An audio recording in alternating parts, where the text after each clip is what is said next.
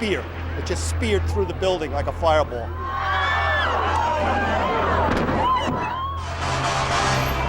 Heard the chief of the department yell, "The tower."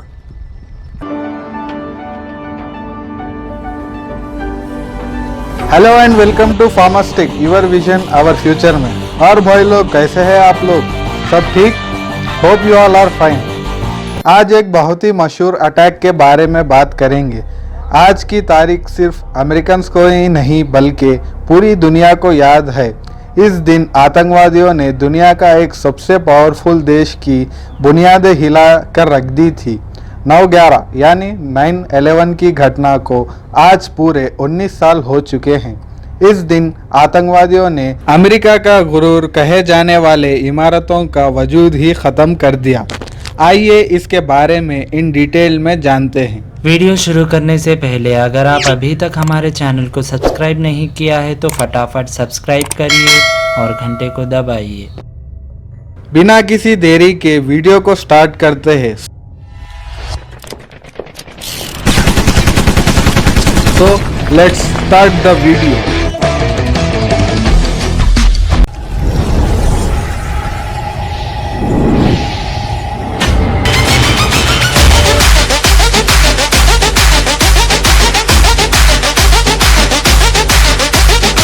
चलिए जानते हैं आज के दिन वर्ल्ड ट्रेड सेंटर अटैक के साथ घटित कुछ ऐसी ही देश विदेश की ऐतिहासिक घटनाओं के बारे में जानते हैं।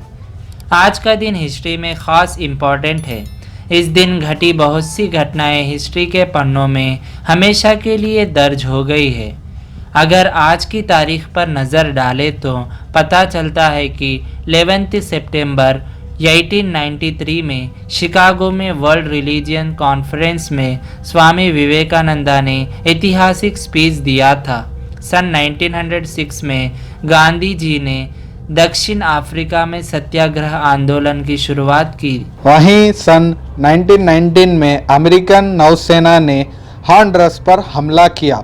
इसके अलावा 1939 को इराक और सऊदी अरब ने जर्मनी के खिलाफ युद्ध यानी वार की अनाउंसमेंट कर दी। वही साल 1965 में इंडिया पाकिस्तान वार के दौरान इंडिया सेना ने लाहौर के पास बुर्की शहर पर कब्जा कर लिया था। और इसी तरह से 1973 में चिली के प्रेसिडेंट साल्वाडोर अलेंडे सरकार की मिलिट्री का तख्ता पलट कर रख दिया गया था। अब अपने आज के मेन मुद्दे पर आते हैं। अमेरिका पर हुआ दुनिया का सबसे बड़ा आतंकी हमला 9/11 दुनिया का सबसे बड़े आतंकी हमलों में से एक है।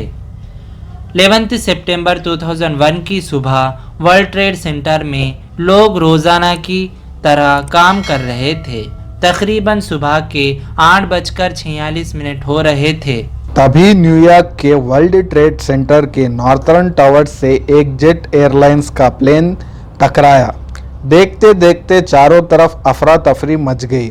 इससे पहले कि लोग कुछ समझ पाते तभी 9:03 पर एक और जेट प्लेन साउथर्न टावर से टकराया। प्लेन के टकराने से टावर में भयानक आग लग गई।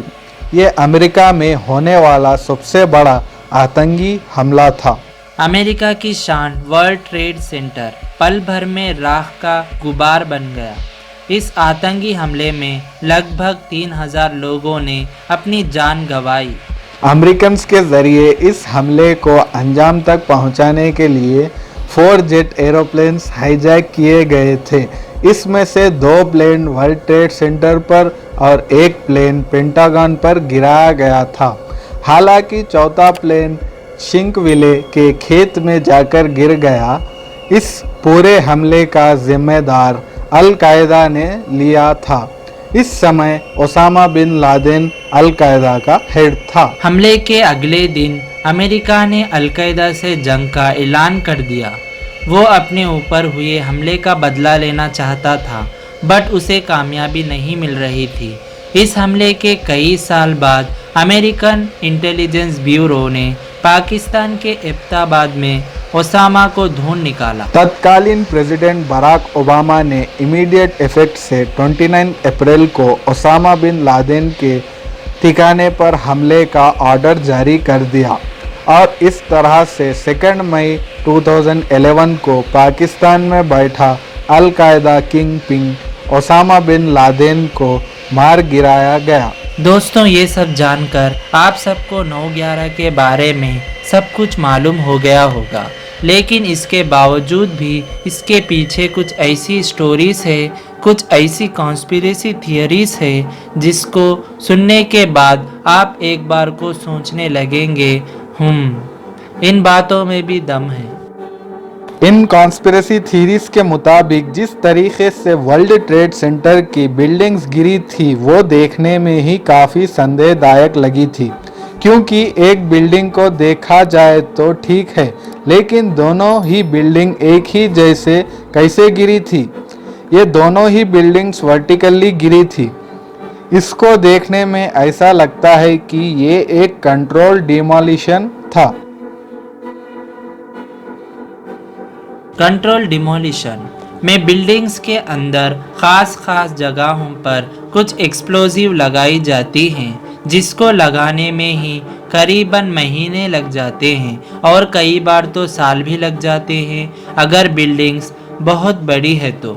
और इसको लगाने के बाद जब ब्लास्ट किया जाता है, बिल्डिंग्स इस तरीके से गिरती हैं कि साथ में खड़ी दूसरी बिल्डिंग्स को कुछ भी नहीं होता और ये बिल्कुल सीधा वर्टिकली गिरती हैं। कुछ इसी तरीके से वर्ल्ड ट्रेड सेंटर के ट्विन टावर्स भी गिरे थे।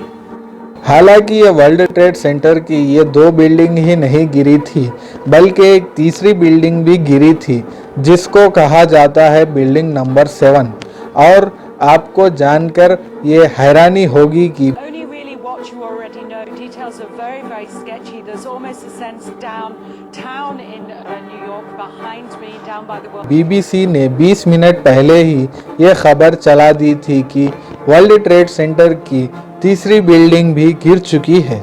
जैसे कि उनको पहले से मालूम था कि ये बिल्डिंग भी गिरने वाली है, इसकी न्यूज़ उन्होंने पहले से बना दी थी। और बहुत से लोग ऐसा भी मानते हैं कि बिल्डिंग नंबर 7 को इजाज़त मांगकर गिराया गया था, जो उन्होंने मांगी थी वर्ल्ड ट्रेड सेंटर के मालिक से, जिसका नाम था लैरी सिल्वरस्टीन। और उनकी परमिशन के बाद फायर फाइटर्स ने इस बिल्डिंग को कंट्रोल डिमोलिशन से गिरा दिया गया था, जिस काम में महीनों लग सकते हैं। इस काम को उन्होंने 1 घंटे में इस बिल्डिंग को गिरा दिया। ये भी बहुत हैरानी वाली बात है, आप सोच सकते हैं। लैरी सिल्वरस्टीन ने महज 2 महीने पहले ही वर्ल्ड ट्रेड सेंटर को 350 करोड़ अमेरिकन डॉलर्स देकर 99 ईयर्स के लिए लीज पे लिया था और इसको लेने के बाद उन्होंने एक ख़ास तरीके की इंश्योरेंस कराई थी जो कवर करता था टेररिस्ट अटैक को। इसमें होने वाले नुकसान को सारी इंश्योरेंस कंपनियां भरपाई करती हैं और ऐसा ही हुआ 9/11 के होने के बाद में। उन्होंने इन सभी इंश्योरेंस कंपनी को कोर्ट में घसीटा और उनसे मांगे 700 करोड़ अमेरिकन डॉलर्स की रकम। इस केस को लैरी सिल्वरस्टीन जीते और उनका सेटलमेंट हुआ करीब 455 करोड़ अमेरिकन डॉलर्स में। इसके बाद उन्होंने 100 करोड़ अमेरिकी डॉलर्स को दिया वर्ल्ड ट्रेड सेंटर को दोबारा बनाने के लिए। तो यहाँ पर लैरी सिल्वरस्टीन को फ़ायदा हुआ करीब 355 करोड़ अमेरिकी डॉलर्स का। और इतना ही नहीं, स्टॉक मार्केट में जो लोग सट्टा लगाते हैं उसी टाइम पे कई ज़्यादा लोग इस स्टॉक मार्केट में यूएस एयरवेज में सट्टा ज़्यादा लगाया था। इसकी स्टॉक मार्केट गिर गई और ऐसा हुआ बहुत ज़्यादा लोगों ने इससे फ़ायदा भी किया और काफ़ी ज़्यादा पैसा कमाया। वो लोग कौन थे जिसको इस बात की जानकारी थी कि यूएस एयरवेज इस वक्त स्टॉक मार्केट गिर जाएगी? 9/11 के कमीशन के रिपोर्ट में ये बताया गया कि वर्ल्ड ट्रेड सेंटर के ग्राउंड ज़ीरो पे से एक भी ब्लैक बॉक्स नहीं मिला, जबकि फायर फाइटर्स पैरामेडिकल टीम ने ये बताया था कि उनको 2 डैमेज बॉक्स मिले थे। लेकिन FBI ने उनको छुपाया अपनी 9/11 की कमीशन रिपोर्ट में। दोस्तों, ये सब हमारा कहना नहीं है, बल्कि कुछ थीरीज के हिसाब से हम आपको बता रहे हैं।